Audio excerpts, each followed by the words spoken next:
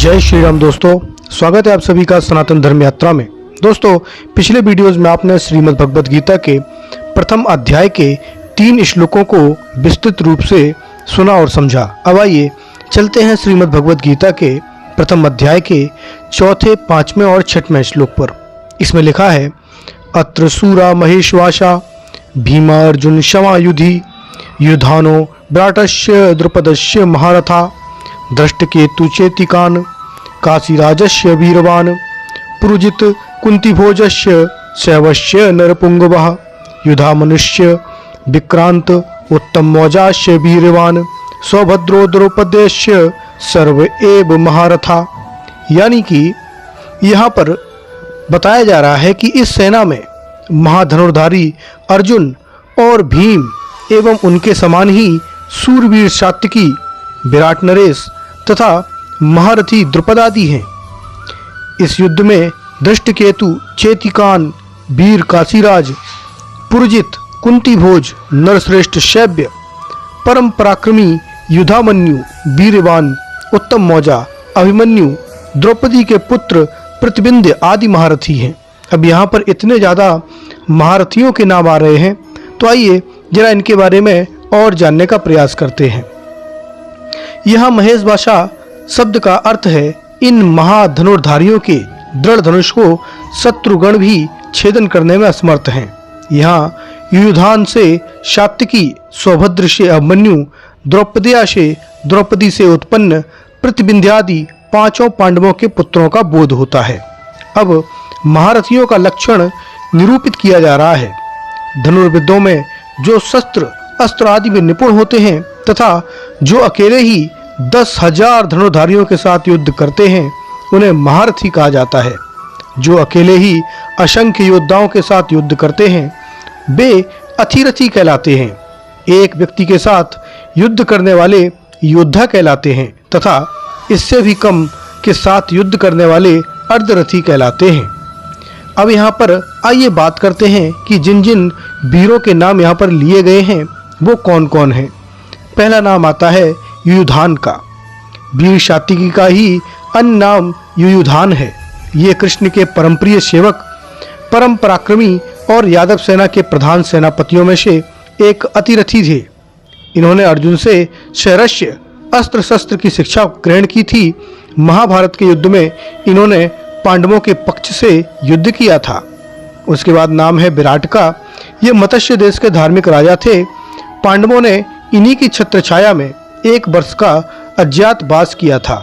इनकी कन्या का नाम उत्तरा था, जिसका विवाह अर्जुन के प्रसिद्ध पुत्र अभिमन्यु से हुआ था। ये महाभारत के संग्राम में अपने पुत्र उत्तर, श्वेत और शंख के साथ निहत हुए। उसके बाद नाम आता है द्रुपद का। यह पांचाल देश के राजा प्रसत के पुत्र थे। महाराज प्रसत और महर्षि भरद्वाज में मित्रता होने के कारण द्रुपद और द्रोणाचार्य में भी कुमारावस्था से मित्रता थी। द्रुपद के राजा बनने के पश्चात द्रोणाचार्य ने उनके निकट अर्थ की याचना की, किंतु द्रुपद ने द्रोणाचार्य का सम्मान नहीं किया। द्रोणाचार्य उस अपमान को नहीं भूल सके। अर्जुन की अस्त्र शिक्षा समाप्त होने पर इन्होंने गुरु दक्षिणा के रूप में द्रुपद को पकड़कर अपने चरणों में सौंपने को कहा।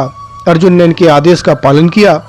द्रोणाचार्य से द्रुपद के आधे राज्य को लेकर इन्हें मुक्त कर दिया।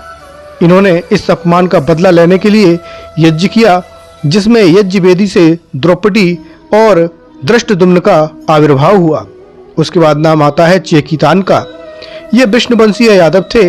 ये बड़े सूरवीर और महारथी योद्धा थे। ये पांडव सेना के सेनापतियों में से एक थे, जो महाभारत संग्राम में दुर्योधन के हाथों निहत हुए थे। उसके बाद नाम आता है काशीराज का। ये काशी के राजा थे, जो कि दीर्घजिह्वा नामक दानव के अंश से उत्पन्न हुए थे। ये बड़े सूरवीर और पराक्रमी थे तथा इन्होंने पांडवों के पक्ष से युद्ध किया था। उसके बाद नाम आता है पुरजित और कुंतीभोज का। ये दोनों पांडवों की माता कुंती के भाई थे अतः ये पांडवों के मामा हुए। महाभारत के युद्ध में द्रोणाचार्य के हाथों इनका वध हुआ था। उसके बाद नाम आता है शैव्य का। ये महाराज युधिष्ठिर के ससुर थे।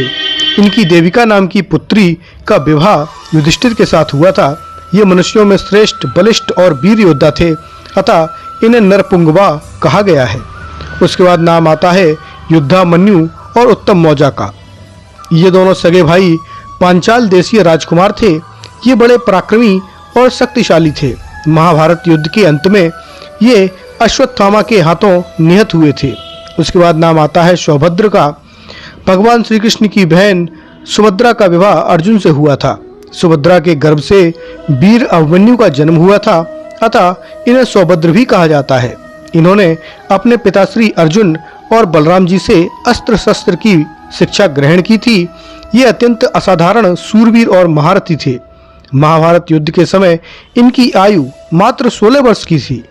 अर्जुन की अनुपस्थिति में द्रोणाचार्य द्वारा रचित चक्रव्यूह में द्रोण, कृपाचार्य, कर्ण आदि 7 महारथियों ने सम्मिलित रूप से अन्यायपूर्वक अकेले अभिमन्यु का वध किया था। उसके बाद आता है द्रौपदेय। 5 पांडवों द्वारा द्रौपदी के गर्भ से उत्पन्न प्रतिबिंध्य, श्रुतसौम, श्रुतकर्मा, शतानीक और सूत्रसेन द्रौपदेय कहा गया। इनके पिता क्रमशः युधिष्ठिर, भीम, अर्जुन, नकुल और सहदेव थे। महाभारत युद्ध के अंतिम समय में अश्वत्थामा ने अपने मित्र दुर्योधन को प्रसन्न करने के लिए रात्रि काल में निद्रामग्न इन राजकुमारों का वध किया था। दुर्योधन ने जिन जिन योद्धाओं के नामों का उल्लेख किया है, उनके अतिरिक्त भी पांडवों की सेना में बहुत सारे महारथी थे, जिनके लिए दुर्योधन ने सर्वे पद का प्रयोग किया है। तो दोस्तों, ये जानकारी आपको कैसी लगी, कृपया कमेंट बॉक्स में अवश्य बताइए। बने रहिए सनातन धर्म यात्रा के साथ और लेते रहिए रोचक एवं धार्मिक जानकारियां प्रमाणों के साथ। धन्यवाद। जय श्री राम।